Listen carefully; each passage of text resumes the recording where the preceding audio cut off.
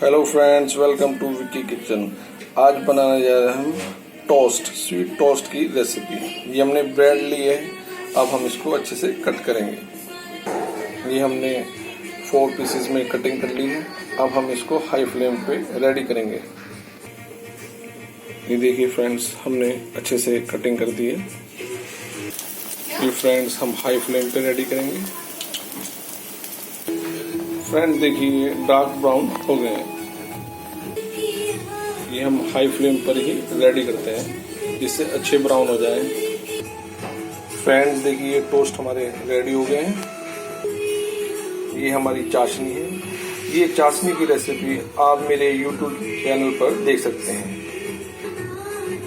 अब इस चाशनी में हम अपने टोस्ट डिप करेंगे।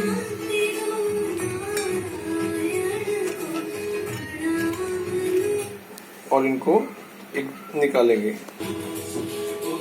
हमने डिप कराया है दोनों तरफ से। सिर्फ 20 से 30 सेकंड तक डिप कराना है। ये टोस्ट हमने अच्छे से डिप करा दिए हैं। और आपको हमारी ये स्वीट टोस्ट की रेसिपी कैसी लगी, लाइक कीजिए, कमेंट कीजिए, शेयर कीजिए और सब्सक्राइब कीजिए। और घर में जरूर एक बार ट्राई कीजिए। Thank you.